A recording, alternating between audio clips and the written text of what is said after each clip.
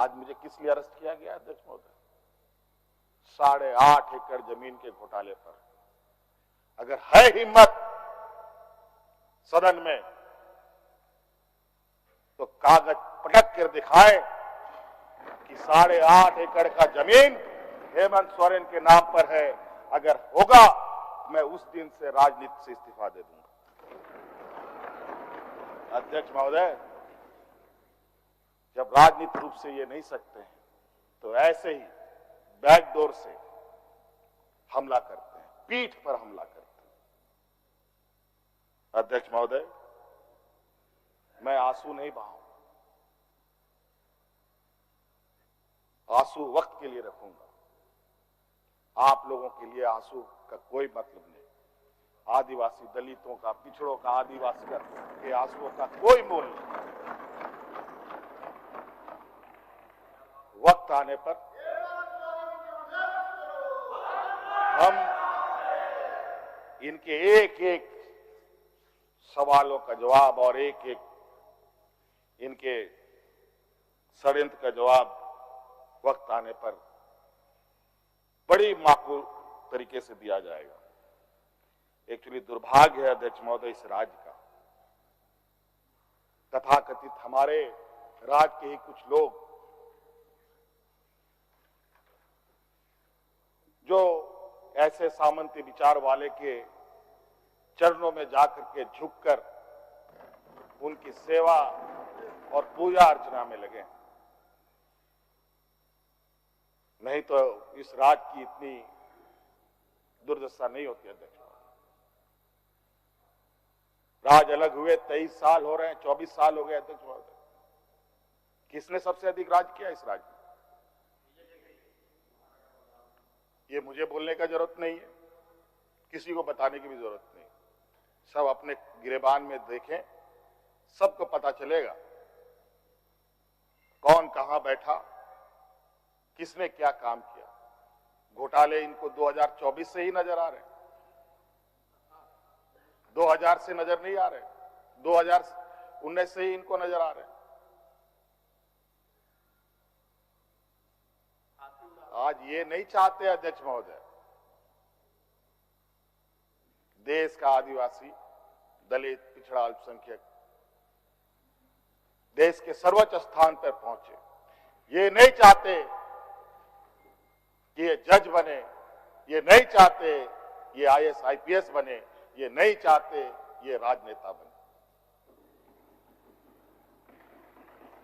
इन्हीं के साथ बैठे लोग हैं। इन लोगों ने भी आदिवासी नेता बनाया था मुख्यमंत्री। बता दीजिए इन कितने आदिवासियों ने 5 साल पूरे किए। और मुझे पता था कि ये मुझे भी 5 साल पूरा करने में रोड़े अटकाएंगे। और नतीजा ये हुआ, आखिरी सांस तक कुछ भी करो 5 साल पूरा नहीं होना चाहिए, रिकॉर्ड में नहीं लिखना चाहिए, रजिस्टर में नाम नहीं आना चाहिए। बस यही। अध्यक्ष महोदय, हम लोगों ने सर झुकाकर चलना नहीं सीखा। यही खासियत है आदिवासियों। लेकिन होता है कि सरसों में ही भूत है तो सारा भूत भागेगा कहां? माफ कीजिएगा, सरसों में ही भूत है तो भूत भागेगा कहां? यहां कुछ भूत ऐसे भी हैं जिसकी वजह से ये कठिनाइयों का सामना करना पड़ता है। बहुत प्रयास हुआ, जब जब हम लोगों ने अलग राज्य का परिकल्पना किया तब भी इन लोगों ने हंसी उड़ाई कि आदिवासी लोग अलग राज्य लेगा। जब हम सत्ता में आए, आदिवासी सत्ता चला पाएगा, कुछ दिनों में गिर जाएगा। मैं हवाई जहाजों में चलता था अध्यक्ष महोदय, उसमें भी इनको तकलीफ। मैं 5 स्टार होटलों में रुकता था, उसमें भी इनको तकलीफ। मैं बीएमडब्ल्यू कार में घूमता हूं, उसमें भी इनको तकलीफ।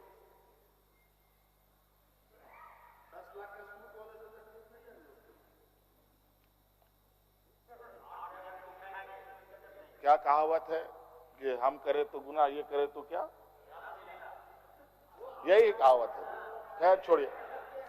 अध्यक्ष महोदय, बड़ा विचित्र स्थिति है। अब जो स्थिति दिखाई दे रहा है अध्यक्ष महोदय, कुल मिलाकर झारखंड के परिप्रेक्ष्य के अलावा पूरे देश के पैमाने में अब आदिवासी, दलित, पिछड़ा, अल्पसंख्यक सुरक्षित नहीं। विशेषकर झारखंड में तो यहां के खनिज संपदाओं को, जो वर्षों से इस पर लोगों की गिद्ध नजर है और आगे भी रहेगी। ये तो हम थे अध्यक्ष महोदय, ये बहुत फूक फूक करके उनको आगे बढ़ना पड़ता था। ये खुला दरवाजे की आदि हो चुके हैं। इनको कोई रोक टोक नहीं कर सकता। जो इनके सामने आएगा वो इसी तरीके के अंजाम से उसको गुजरना पड़ेगा। और इनको लगता है ऐसे अंजाम देने से झारखंड के लोग घबरा जाएंगे। ये आप लोगों की बहुत बड़ी भूल है, और इतनी बड़ी ये भूल होगी जो झारखंड का इतिहास आपको कभी माफ नहीं करेगा। अध्यक्ष महोदय,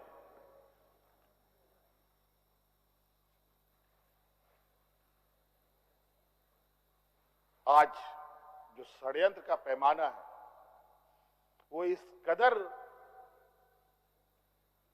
बड़े उसके जो दायरे बने हैं, कानून के अंदर रह कर गैर कानूनी काम करना कैसा हो, ये कर किसी से सीखना हो तो इन लोगों से सीखिए और इनके संस्थाओं से सीखिए। मैं तो कहता हूं, मैं फिर से कहता हूं कि आप लोग दस्तावेज लाइए सदन में, या आपने ईडी और सीबीआई को सपोर्ट कीजिए और कोर्ट में पेश करें। एक भी दस्तावेज अगर आप लोग निकाल के दिखा दें कि हमने 8.5 एकड़ जमीन हड़पी है, तो मैं उसी दिन राजनीति से संन्यास किया, झारखंड छोड़ के चला जाऊं।